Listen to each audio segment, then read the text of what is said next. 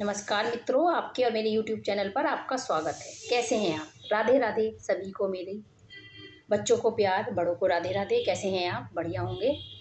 आज मैं आपको बताऊंगी अपनी इस चैनल के माध्यम से कि दान क्या होता है।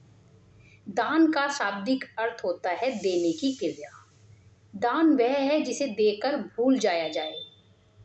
आजकल का हमारा जो परिवेश चल रहा है, सामाजिक परिवेश है, उसमें हम लोग दान को केवल धन तक हमने सीमित कर दिया है, जबकि दान धन तक सीमित नहीं है। हमारे हिंदू शास्त्रों में तो दान की महिमा बहुत ज़्यादा बताई गई है।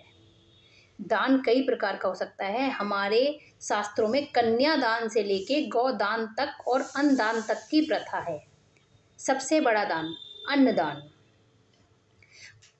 मित्रों, दान की बात हो और हम दानवीर कर्ण को न याद करें, ऐसा कैसे हो सकता है। अभी तक जितने भी दानी हमारे धरती पर जन्म लिए हैं, उसमें सबसे बड़ा नाम कर्ण का लिया जाता है। किसी के आगे दानवीर नहीं लगाया जाता और हमारे कर्ण के आगे दानवीर कर्ण लगाया जाता है। दानवीर कर्ण क्यों कहा जाता है, इसके पीछे एक कहानी है जो मैं आज आपको अपने YouTube चैनल के माध्यम से आपको सुनाती हूँ। भगवान श्री कृष्ण हमेशा अर्जुन के साथ रहते थे और हमेशा अर्जुन की कर्ण की प्रशंसा करते थे कि इस दुनिया में सबसे बड़ा दानवीर कर्ण है। अर्जुन को यह बात सहन नहीं होती थी कि मेरा साम्राज्य कर्ण से बहुत बड़ा है और मैं उससे ज़्यादा दान करता हूँ, लेकिन वासुदेव जी हमेशा कर्ण को सबसे बड़ा दानी करते हैं। आखिर एक दिन उन्होंने कृष्ण जी से पूछा, प्रभु ऐसी क्या लीला है, आप हमेशा कर्ण को मुझसे बड़ा दानी कहते हैं। कृष्ण जी बोले, ये बात मैं तुम्हें किसी दिन समय आने पर समझा दूंगा। एक बार की बात है, हस्तिनापुर में बहुत जोरों की बारिश हो रही थी। 5 दिन लगातार बारिश होती रही।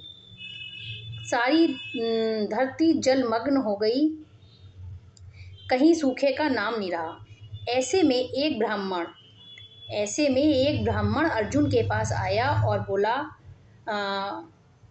महाराज, मुझे कुछ चंदन की लकड़ियों की आवश्यकता है, क्योंकि मेरे पिता रात स्वर्ग सिधार गए हैं और उनकी अंतिम इच्छा थी कि उनका दाह संस्कार चंदन की लकड़ियों से किया जाए।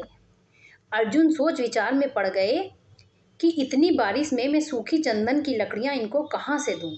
वो बोले, विप्रवर, चारों तरफ 5 दिन से बारिश हो रही है, ऐसे में सूखी लकड़ियां कहाँ से आएंगी।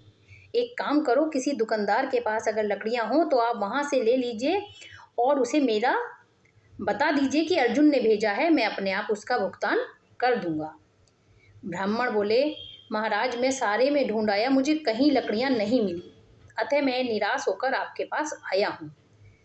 किंतु ये क्या, अर्जुन ने भी अफसोस जाहिर कर दिया कि उनके पास सूखी लकड़ियां नहीं हैं।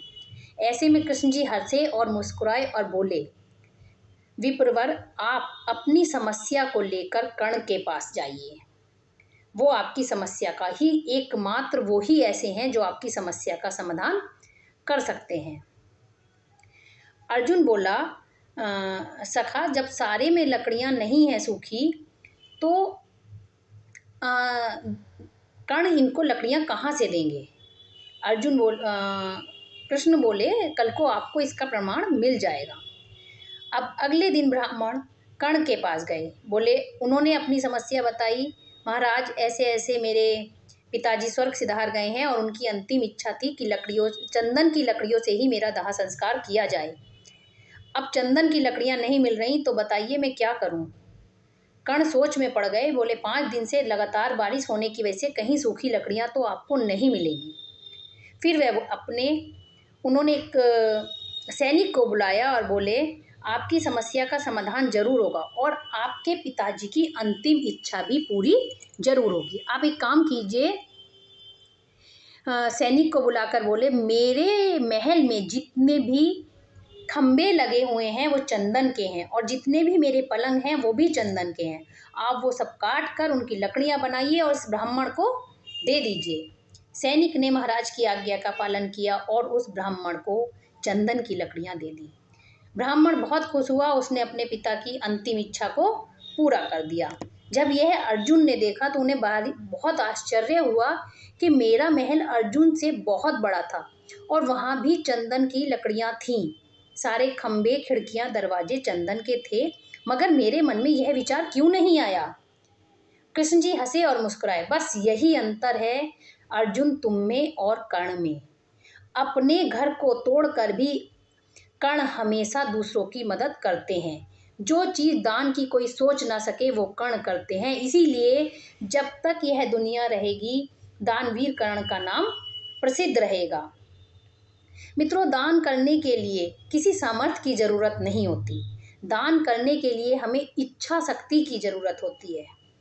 दान क्या है? अगर आपके पास पैसा नहीं है और आप भंडारा करने की सोच रहे हैं और आपके मन में इच्छा शक्ति है तो करिए भंडारा। किसने मना किया है? कैसे करेंगे? आप एक मुट्ठी आटा लीजिए, उसमें थोड़ी बूरा मिलाइए और बिखेर दीजिए धरती पर, हो गया चींटियों का भंडारा। जितनी चींटियां खाएंगी भंडारा हो गया। जरूरी नहीं है हम दान करने के लिए या भंडारा करने के लिए बहुत हमारे पास पर्याप्त मात्रा में धन हो। हम किसी भी, अगर हमारी इच्छा शक्ति प्रबल है तो हम दान पुण्य कर सकते हैं।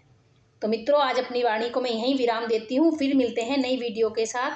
कैसी लगी आपको मेरी वीडियो जरूर बताइए। लाइक और सब्सक्राइब मेरे चैनल को जरूर कीजिए। तब तक के लिए फिर मिलते हैं। राधे राधे, जय श्री।